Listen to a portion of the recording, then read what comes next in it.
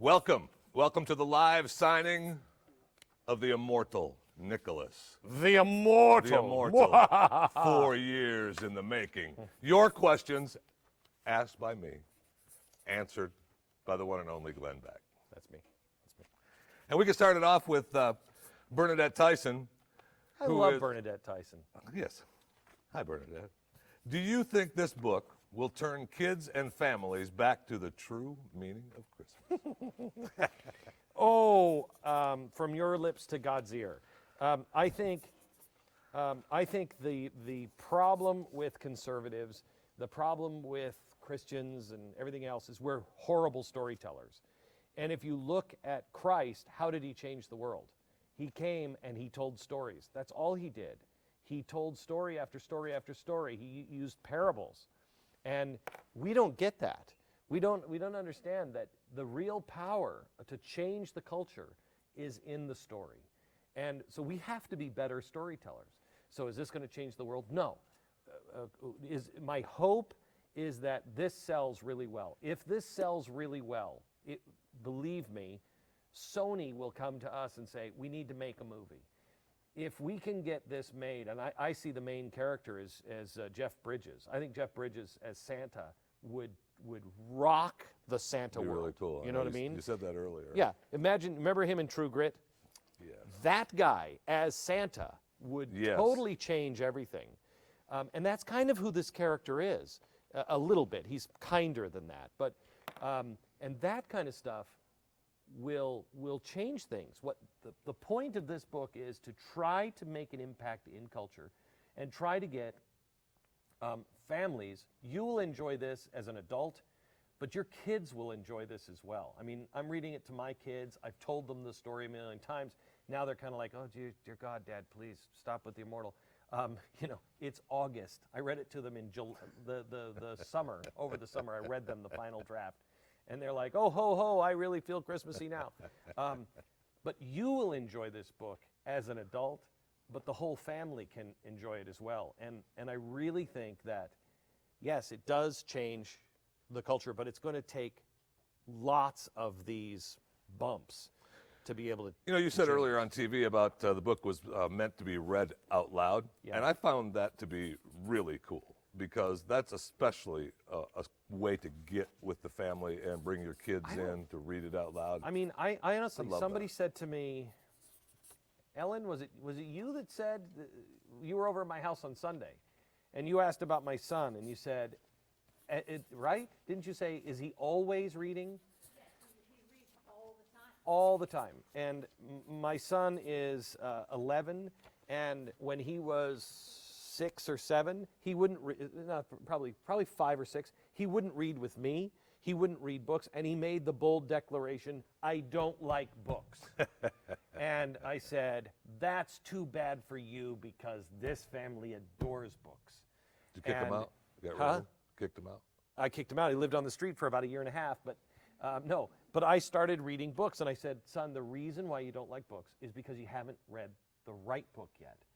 Books will take you on adventures that you'll never be able to do in real life. It will ignite your imagination. And I learned this because I hated books until I was about 17. And then I read The Adventures of Sherlock Holmes. And when I read that, it lit my mind up, and I thought, this is great. And I read that book maybe 3 times because I wasn't convinced I'd ever find another book that was that good. And that's what started me. And in my family, we didn't read books. We didn't read stories to each other. My family was working. My mother was usually, not in any shape to read. And my father was always too tired when he came home. And so we didn't read. It was up to us. So I never grew up reading books. Your children seeing you reading a book makes a huge impact. If mom and dad, I didn't know this about my father until later. I found an old book. He gave me an old book. And in it was a letter from a pastor of his, and he was about my age, and it was just answers to all of these questions that he had asked his pastor. And I said to my dad, I said, "Dad, I didn't know that you read as much as this seems to indicate." And he said, "Glenn," he said, "for about 25 years of my life, I was never without a book. I had a book in my back pocket all the time." And I didn't know. I mean, I talked to my dad about the theory of relativity, and he held his own. Right. And it was because he read. We lost it because I never saw him reading. But your kids just seeing you read the book, and more importantly, reading out loud. There is a lost art of writers. You know, back in the old days, in the 1800s, and prior to that, before there was radio or anything else, people would come and listen to people read the book. The storytellers. Correct. Yeah. One of the big tours of the 1800s was with Charles Dickens as he read The Christmas Story on stage. He would go to a theater and he would just read The Christmas Story. And it would take you all day, but he would read The Christmas Story. What do you call it? What is that story? The Christmas, with little Charlie Bucket or whatever, Scrooge, yeah. Okay, so wrong story, but you get the idea. That's Willy Wonka. Thank you very much, Chris. But if you read, especially if you read Edgar Allan Poe, which we will on radio this week, you hear the difference between a book written then and a book now. Mm-hmm. As soon as media took over, writers started to write things differently. Back then, and Edgar Allan Poe, read a poem by Edgar Allan Poe in your head, and it'll be nice. Then read it out loud. And there is no comparison. Way different. And also, so many people are asking about, you brought up the possibility of this being a movie. So many people have asked, when will that happen? How can it happen? Well, first of all, the book isn't even out a day. Right. It won't happen unless this book sells a lot. And I will tell you that, we had a huge tour all planned. And then we got security involved. Oh, boy. And security said, we said, here's the deal. And they said, okay, well, that's great. Here's what it's going to cost. And it was, I'd be broke from security just going on tour trying to sell the book. I wouldn't, literally, I think it would say, they said, you would end up spending 50 cents for every dollar you make. Wow. And just on security alone. And I'm like, okay, well, you can't do that. No. So we're probably not going to be doing very much of a book tour.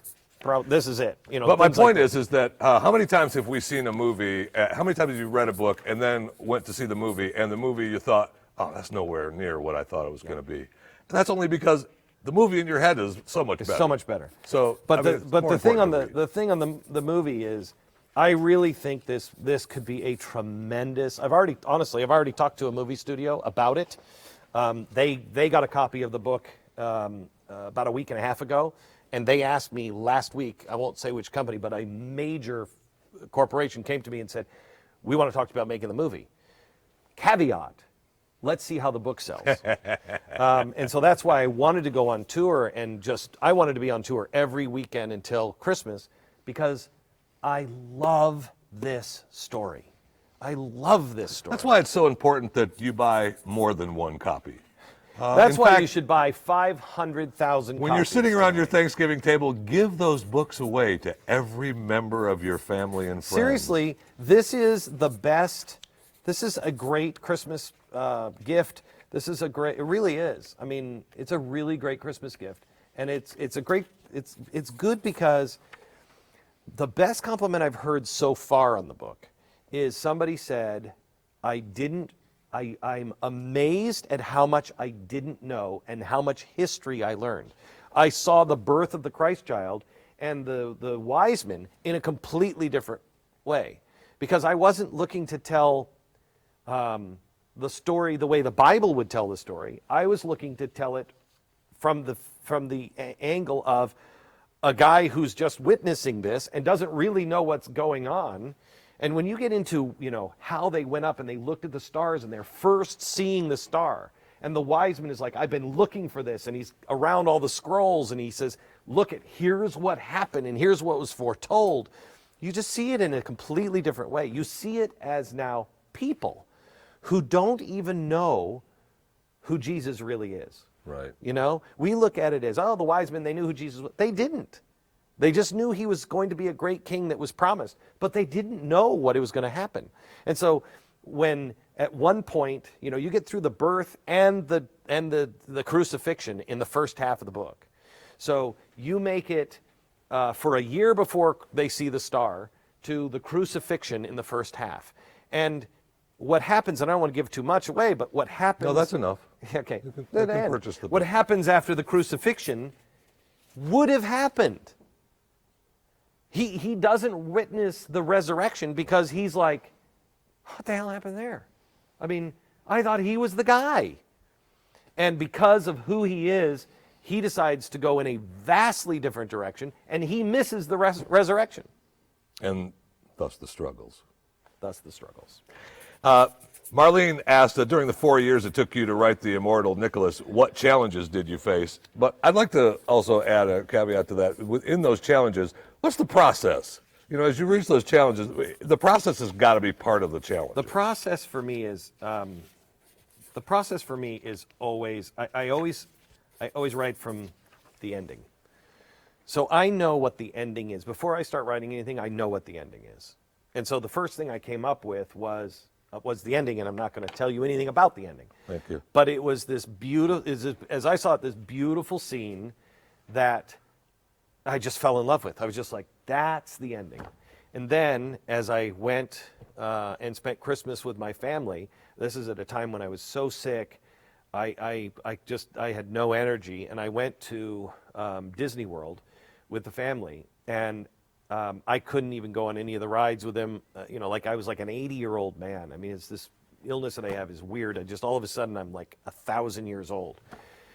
And so I would go into the park, and I would we would go to a central location. We would go like to Fantasyland, and I would sit by the carousel, and I sat on the bench. I'll look for you on the ride. I know. I'm like, it's great. You guys have a good time. And I hated it.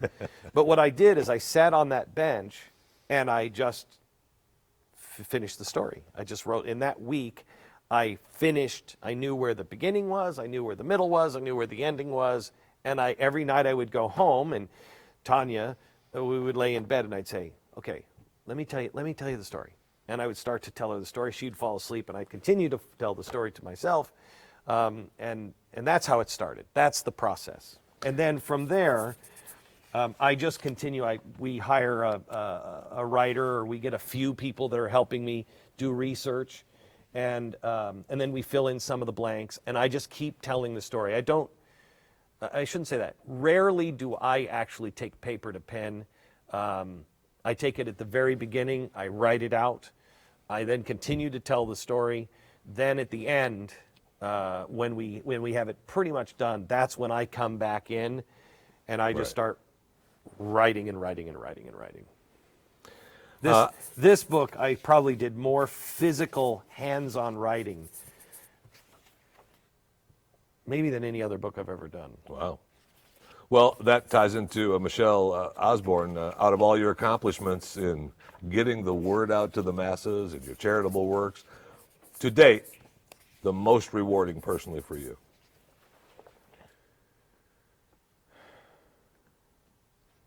And while you're thinking about that, be sure to purchase more than one copy of The Immortal Nicholas.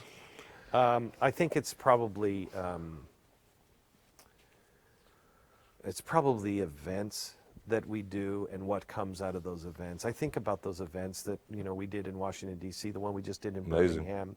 Dallas event. They were all... I think in the end we will probably look back and say the Nazarene Fund, saving $11 million now, over $11 million. That's unbelievable. Yeah, that's going to, we'll end up saving families. We'll end up saving probably about 1,000 families of four. That's 40, right?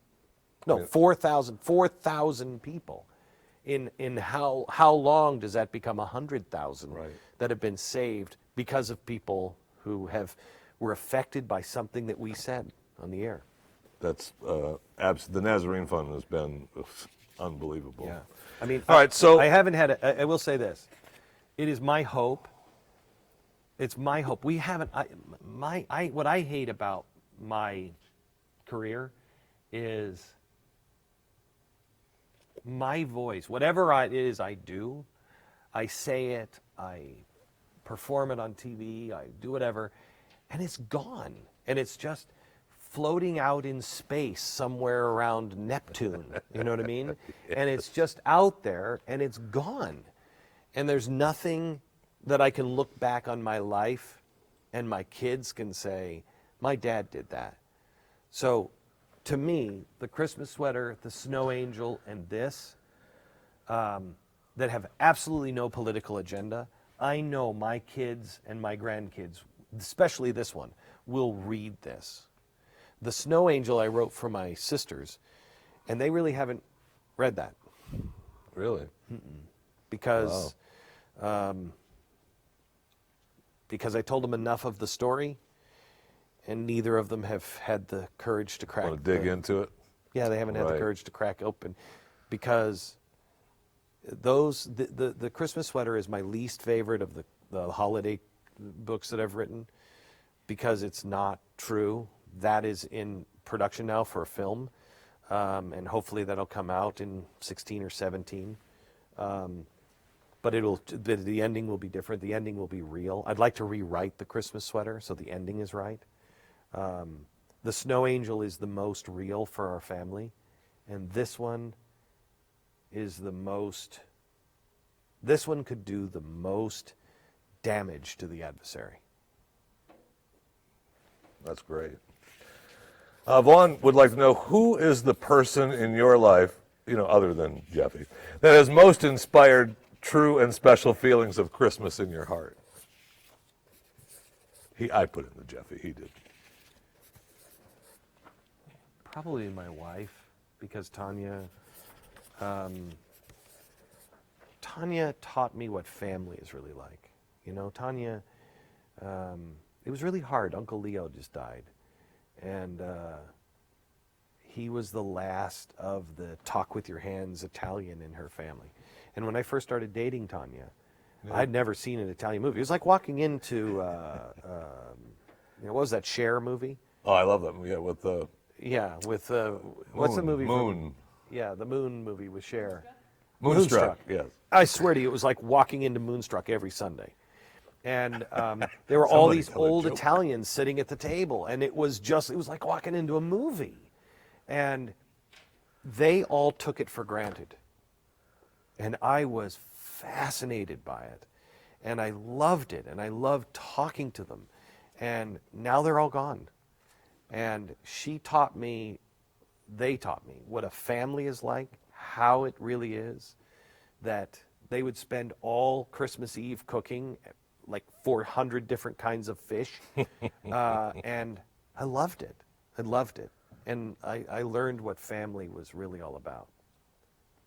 And she allowed me to make the biggest Christmas mistake I've ever made in my life. We were in Philadelphia, and we just had gotten a new contract, and we made a lot of money one year.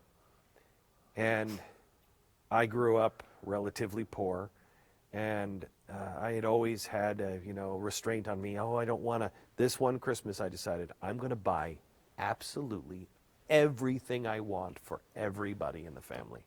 Oh, in the family. Yeah. Is that... Yeah. No, you were off the friend list anyway. But I'm not kidding you.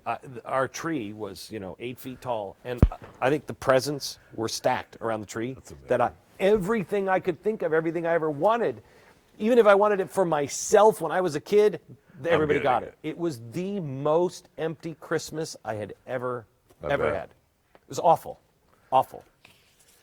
because it's not about presents. Well, you said earlier today that you were close to saying no more Christmas. Yeah. Still feel that way? Even though we're, a couple days away from Halloween? Because if I could get Tanya, Tanya is the responsible one in the family. I'm not. I mean, clearly. Yeah, and she's the one like, no, Clint, there's certain things we have to do, and, we have to take care of it. But then she's also got this huge heart for everybody, and she's like, well, but if we do this, for instance, when we had a wedding, we were going to have a small wedding. I think we had like 450 people at our wedding because she's Italian. And like everybody, well, if you invite this person, you got to invite this person. You can't invite this person without inviting this person. This is the guy who made your father cannoli in 1965. Why is he here? I know, but his sister dated my aunt. Yes, right. So, his sister dated your my aunt? aunt's daughter. Oh, okay. No, I was going down the road. Wait. You want his more? sister. Huh? That doesn't Dated work. my No, dad. let's move on. Let's move on. It's getting dicey, kids. No judgment there, though, Jeffy. Thank you. Everything's okay. Thank you. Today you Everything's an said the equal publisher choice. didn't want to publish the Christmas sweater, asked Sue Reed, or this book, yet they did. Why did Okay. they object?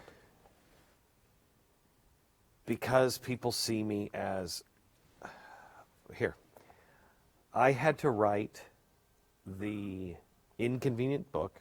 You remember that one? One with me with California in my mouth. I had to write that one. In exchange, I gave them the Christmas sweater for free. Just print it for free. Print it. I will give you the inconvenient book. Just print this one. Okay? Christmas Sweater is our second biggest selling book of all time. This time, they said, no, no, no, no, no. And I said, I will give you It's All About Islam for free. You just print that one. I'll give you what you want. You have to do this. They didn't, honestly, I don't think they liked this book very much. But they didn't really like, I don't think they really liked Christmas Sweater either, you know. Yeah, big They just surprise. see me as a guy who, you know, my nonfiction in their head it is an automatic fortune for them. Why are we wasting time? Why are you doing this? Well, because I'm more into the culture. I wrote It Is About Islam because that's an important book. That's really important to get that out. I'm done writing books about my opinion on things. We're working on something for next year called The Progressives. That's not going to be my opinion. That's important that you know the history of who these people are. But all that's going to do is document how we got here. This, I know this sounds crazy from a novel, but this is my attempt at a real solution. This is my attempt on saying, here's what life is really all about. You know, a book that didn't sell very much, that is, I think, one of the better books for that goal is The 7 Secrets of, anybody,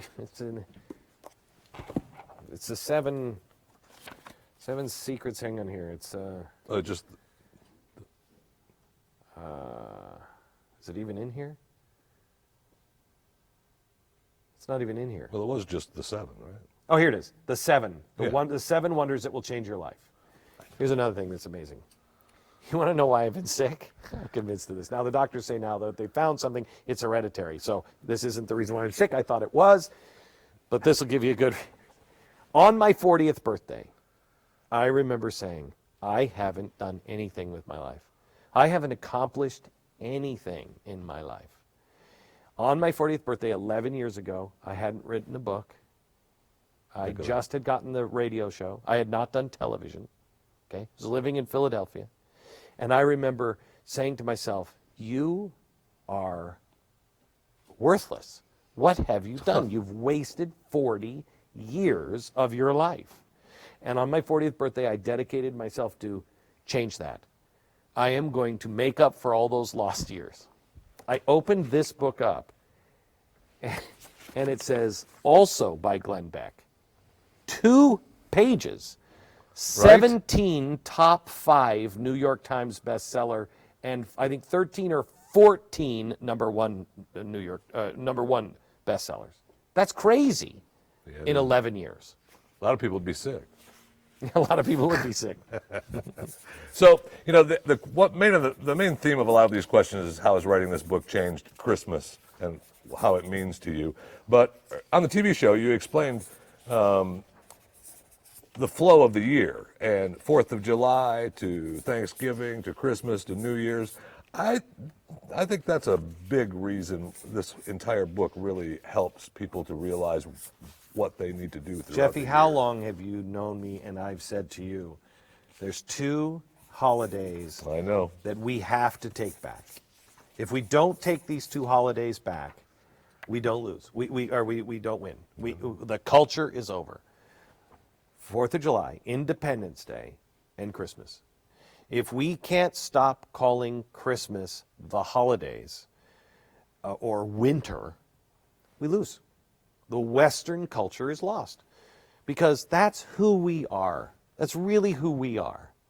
You know, and with what's happening over in Europe, the reason why Krampus, this character in here, was so important to me, and I got to the point to where I had to say to Simon & Schuster, I will not write another book, no more, if I can't have the name Immortal and Krampus. Well, Krampus, he sounds like cramps, like people are going to think they're having their period or something. I'm like, that's crazy. Stupid. What are you talking about? Literally, that was the discussion. And I'm like, are you kidding me? Krampus is a European legend at Christmas. He's a bad guy, a demon, that if you're bad, beats you with sticks and drags you to hell. I'm taking this, and there's a new movie out called Krampus. It's coming out. Look for the posters, okay? Scary. And I said, this has got to be turned around. Stop it. And let's turn it around for the Europeans. Let's show them who Krampus can really be. Because believe me, they probably have Santa. They don't really have Jesus over in Europe anymore. He's so faded. The churches are empty. The churches are empty. I was talking to a friend who was over Germany, someplace. It wasn't Italy or Spain. France. It was in France. And he said, we're sitting there and we're having dinner, and we're pastors. And he said, we're having dinner, and they're serving us, and it's a very long meal. And the server, they were in like one of those rooms off the side of the restaurant. Right. And the server was inside and listening. And by the end, she started to cry. And they're like, are you okay? She said, you guys don't know what you have. You really don't know what you have.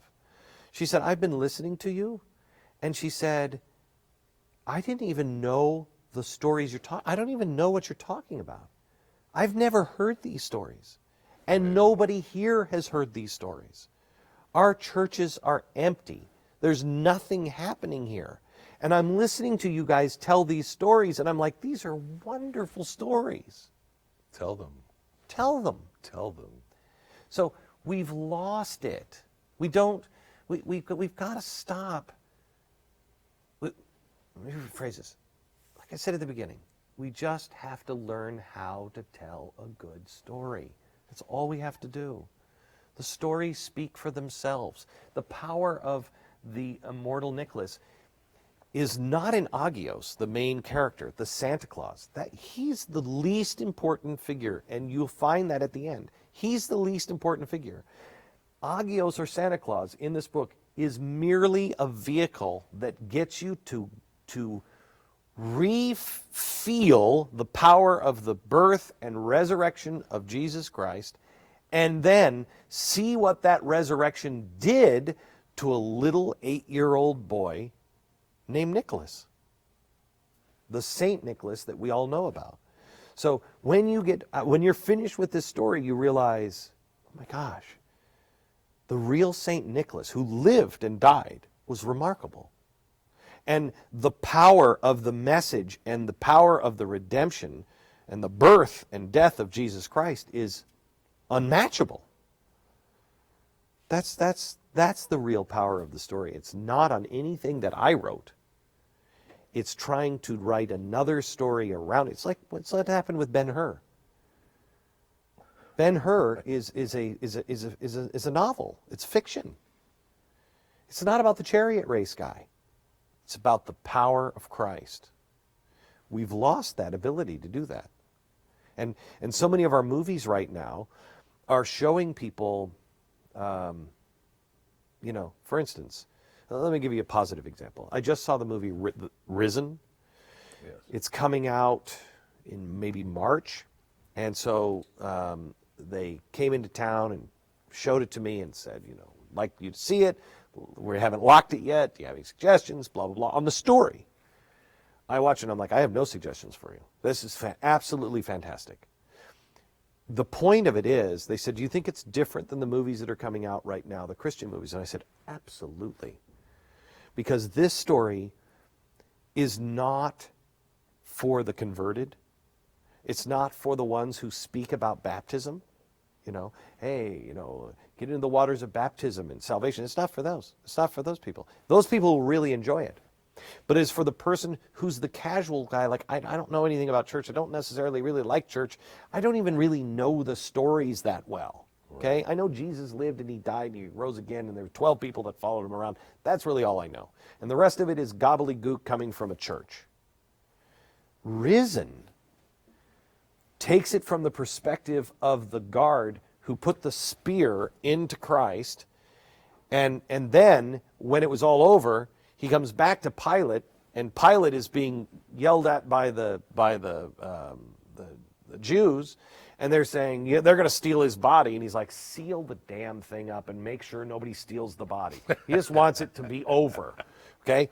Then the body is taken, and this one guard, Pilate says, what did you do? You put 2 guys on, they were drunk. How did the body get out? Well, the guards claim they're drunk. They hide with the Jews because the Jews say, you say these things and we'll protect you. Well, that's not what happened to them. You only find out later in the movie that they're shook. I mean, they're just shook. It's a tremendous movie that Jesus plays a secondary role. Right. But when Jesus is sitting on the rock and he says to the main character, what is it you're really afraid of? What is it you're afraid of? And he repeats something back that only he had said to himself out loud. And you see him saying, realizing, oh my gosh, this guy is who they all say he is. When you see the apostle, I've never seen an apostle portrayed this way. I think it's Bartholomew. He's called in front of the centurion. And he says, I'm going to kill you. I'm going to kill you. And he says, so where is this Jesus? And he comes in and he's excited. And he's like, he's everywhere. And he's really excited. And you realize that's the way he most likely, he's not dark and brooding. He's a guy who's like, just figured this out. And he's like, this is great. I got to tell everybody, this is great. He's everywhere. And then in hubris, he says, go ahead, crucify me. And he gets down on his knees and he goes like this. And that's when the centurion says, you've never seen a crucifixion before because none of you guys were there. Digs right into Bartholomew. And he takes some big nails from crucifixion. He says, that's what it's really like. And the nails land right at his feet. Powerful scene. Nice. Powerful scene. And the people who will enjoy that movie just as much, if not more, are the people who have fallen away. Because it's a great movie with real characters in it. It's great. Remind them what they should remember.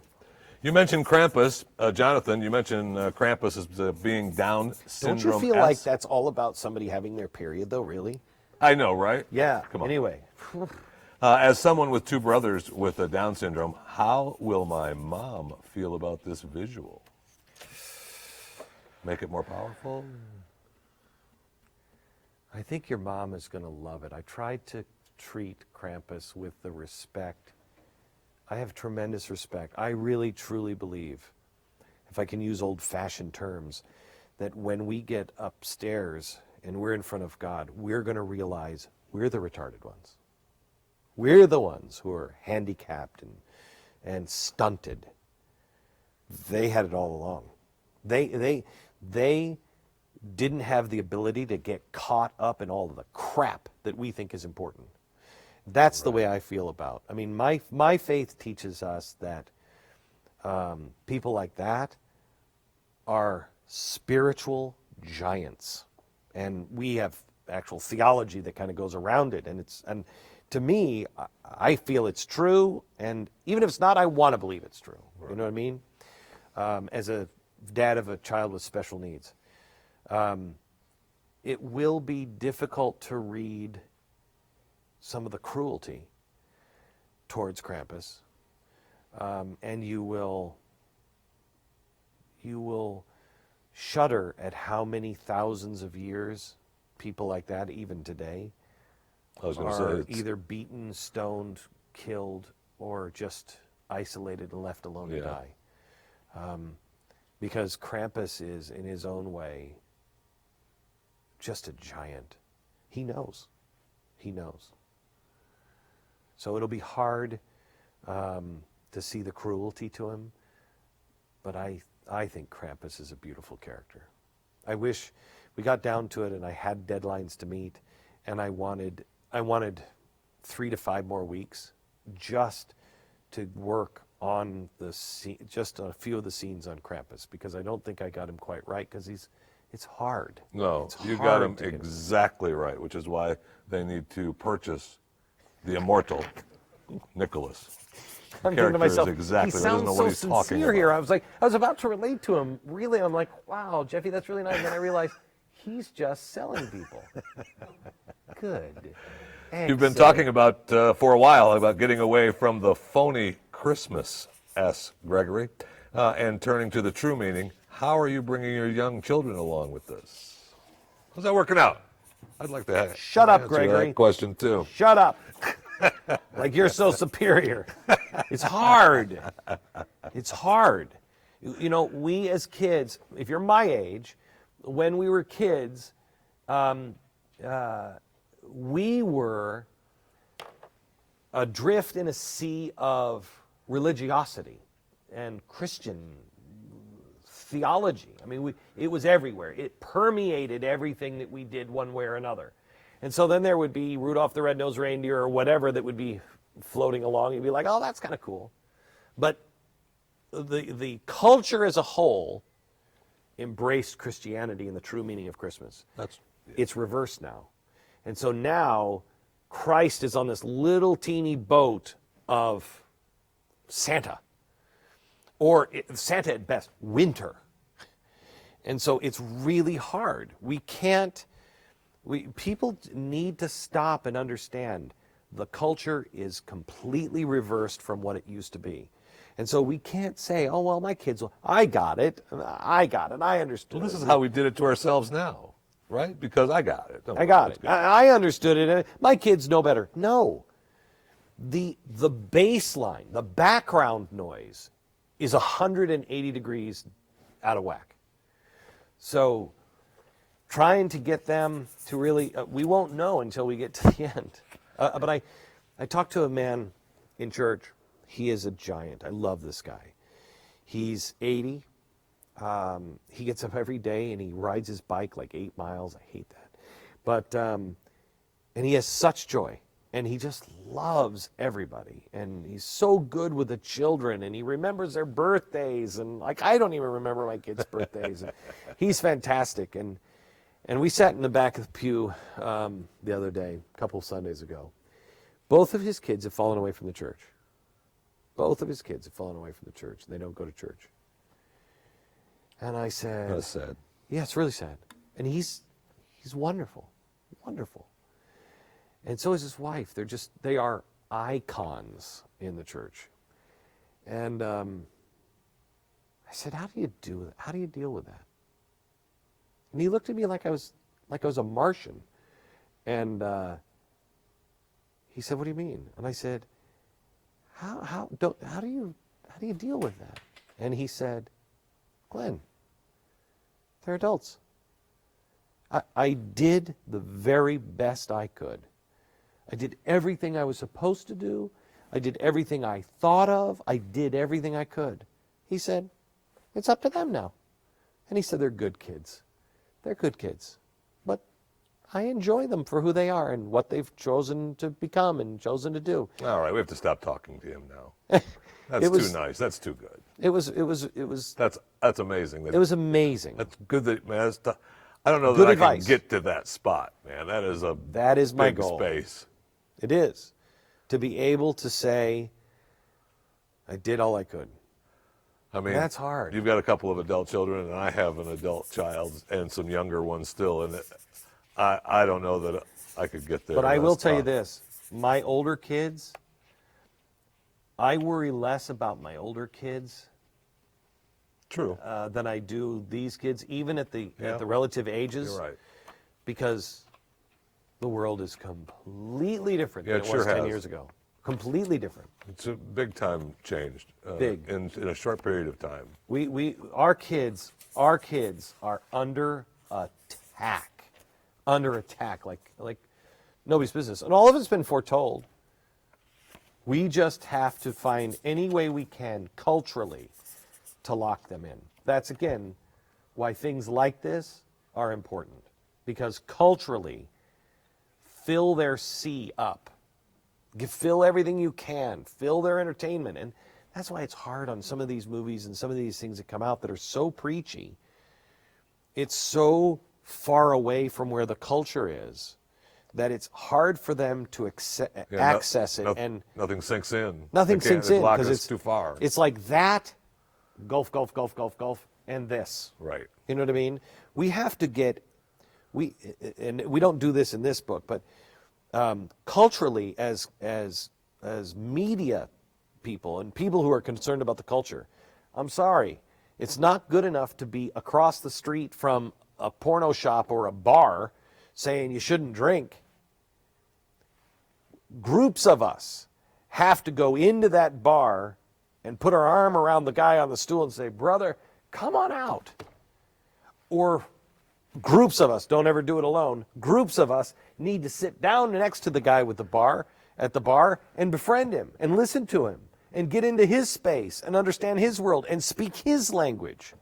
And eventually, a lot of them will walk out with us. But you're not going to go into the bar, or like that guy's not going to listen to you if you're standing across the street and saying drinking is sinful. They're not going to listen to you. Yeah. Not going to listen to you. No. And they may agree with you, but they're still going in for a drink. Right. Okay. Every day on the radio show and television show, you say, hey, I'm reading this new book.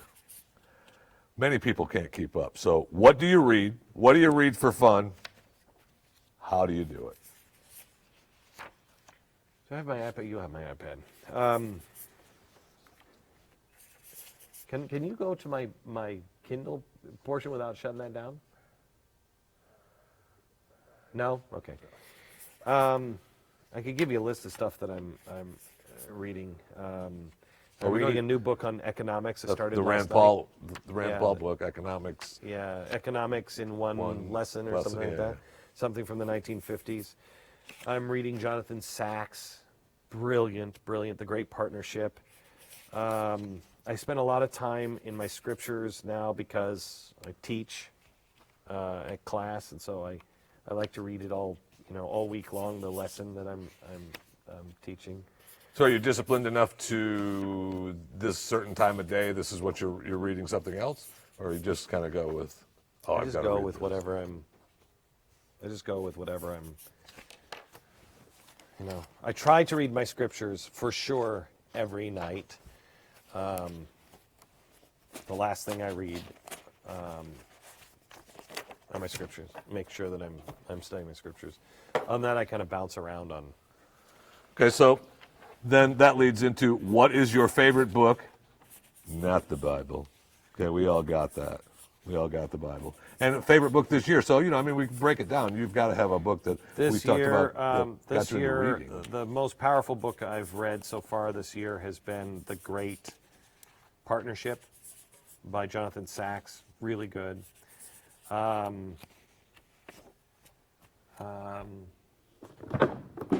That's a sign.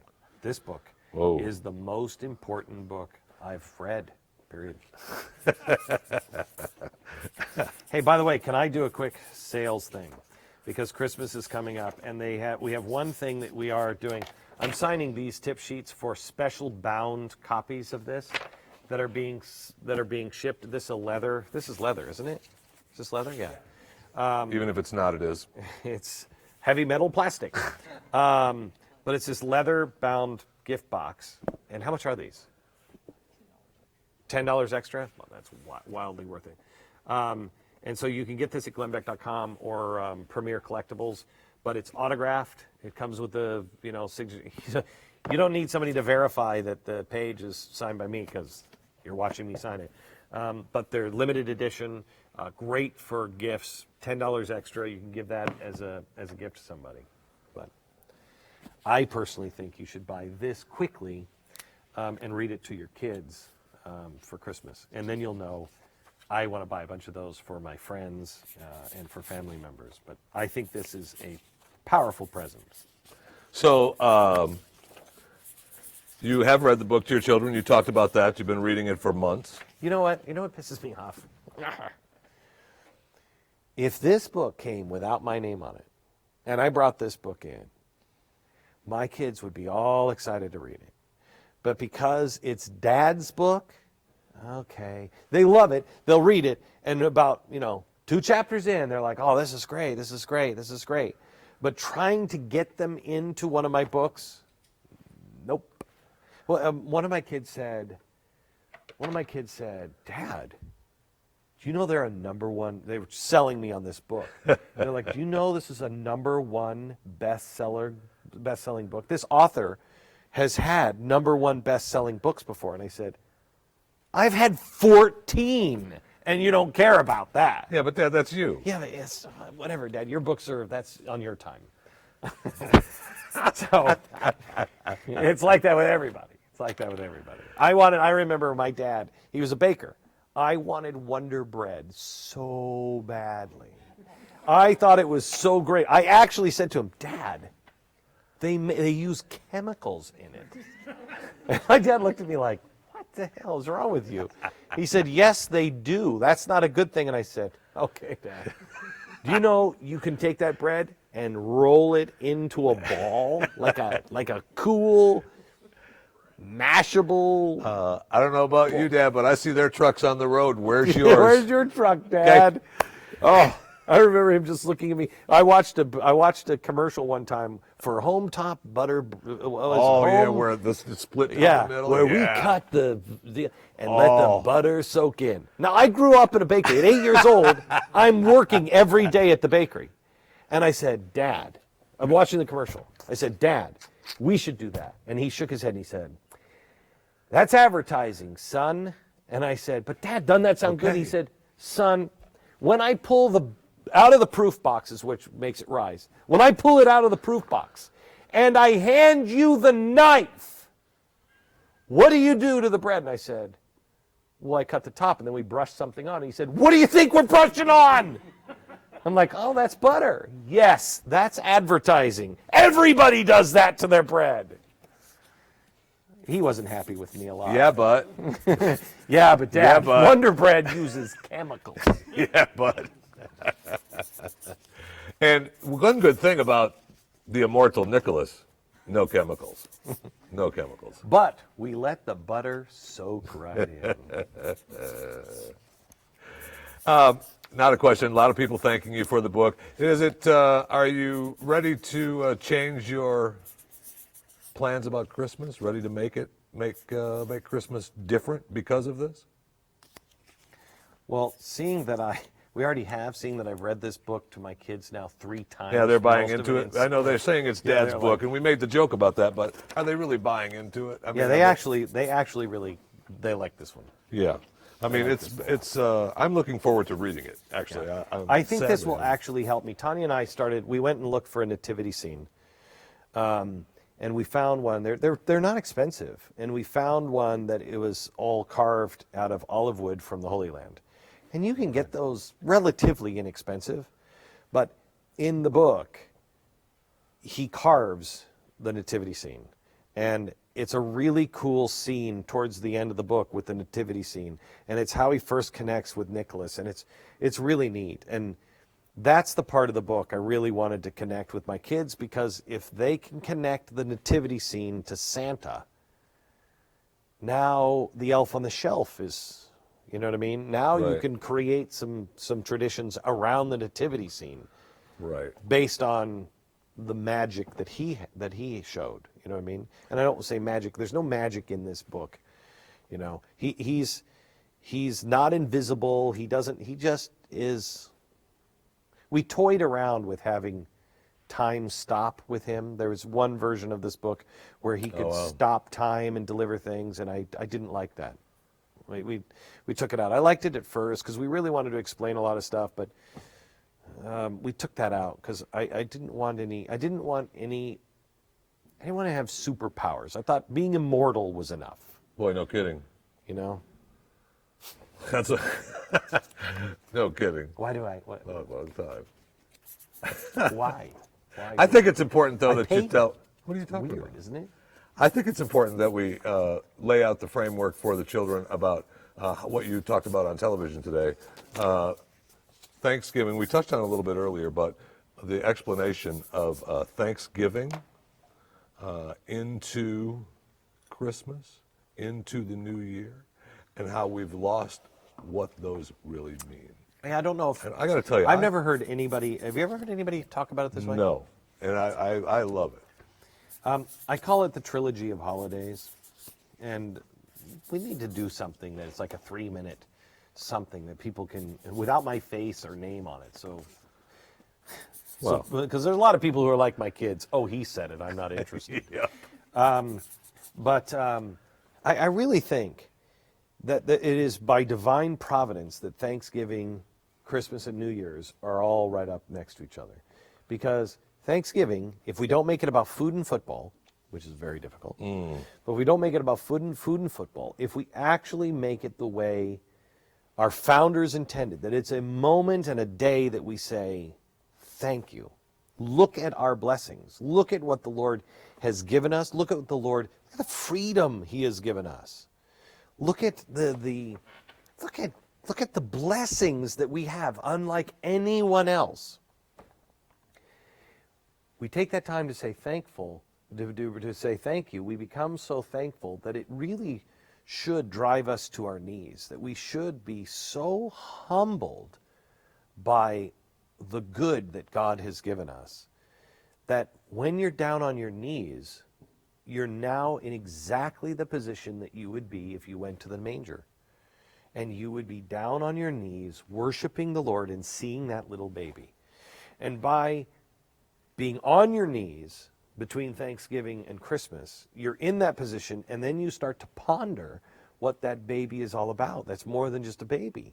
That baby brought us redemption, the greatest gift ever. The gold, the frankincense, the myrrh, nothing compared to the gift that the child gave us. And that gift is redemption, a chance to start all over. I mean, I can't tell you what a loser I was for the first 40 years of my life. I mean, No, you I can. screwed it all. I know, thank you. I screwed everything up. And it is really only through the atonement of Jesus Christ that I am alive today. I would be dead. If I wasn't a coward, I was too afraid to kill myself. And I learned enough about how horrible the scars were because of my mother. Right. And my ex-wife literally threw me up against the wall in our garage. And she said, "You are not going to repeat your mother's life. You're not doing that to your children." Good for her. And I was scared to death of her, so I didn't do anything. And it's only through, because I met Tanya, and she said, "We got to go to church together." And I'm like, "I don't believe in any of that crap. I don't believe in churches. I believe in Jesus. I believe in that." But she taught me, yes, this is true. And I started really investigating, and I found what the atonement really means, what baptism really means. And I realized, holy cow, I can start all over again. If He's true, then I can start all over again. And all of those worries and all the things that make me drink, that'll all go away. And so I put Him to the test, and I started over. Well, that's what New Year's is about. A fresh start, a way to we fail on our New Year's resolution because we haven't done the first 2 steps. We haven't been thankful. Right. We haven't been humbled. We haven't pondered what the Christ child really means. And so that's why we fail on our New Year's resolutions. And again, we've been doing that for quite some time. We did it to ourselves. Mm-hmm. The distinction, what is the real distinction? Now, we've talked about it a little bit between Santa Claus, Saint Nick, and your other characters in the book. Just no superpowers, no nothing. No, there's no superpowers. I know, very disappointing. Very disappointing. No superpowers. I didn't want to make. I wanted this to be a simple. I looked at this book almost like the 1800s kind of way that you would look at the Santa character. Right. Wanted to look at him as a real man We obviously made him immortal, but we gave him a reason for being immortal. Why is Santa immortal? Why does Santa live all the time? Right. You know, the Santa Claus, well, your dad becomes Santa until he falls off the roof. Okay, why is Santa, sorry, spoiler alert. No. So the immortal, I wanted to know, why, how is Santa immortal? That explains it. And I didn't want to get bogged down into all of the rest of the stuff. I have the outlines of a sequel that takes him from where we leave him, which I think is a beautiful ending, to then over the next, 1,500 years, and kind of shows that. But I didn't get into any of the superpowers. It does show him, it explains why he's making gifts. It explains who he learned that from. It's really neat. Well, I know we've had a lot of questions talking about appropriate for all ages, but All ages. really, it's got to be for all ages. I mean, All the whole ages. point of reading it out loud is All to ages. bring everybody in. Yeah, I mean, your 5-year-old might have a hard time following it. 'Cause it's Still, not written. though, But that's where I think we've made the mistake. When you said you tried to make it like the 1800s, in the 1800s, everybody would sit there and do the read. I will tell you that it's not written for a 5-year-old, but your 5-year-old will sit through it, and there's enough in there that your whole entire family can sit through it. I'm a guy who believes that the scriptures should be read to your children, 2, 3 years old. And they, as soon as they start to read, they can start reading it. And they may not understand every word, but they will understand the story. And you'll be able to stop and explain it, even to the youngest children. And there's absolutely nothing inappropriate in it. It's hard. It's harsh. His life is harsh, but that's part of life. Right. If you don't have the harsh, you won't understand the sweet.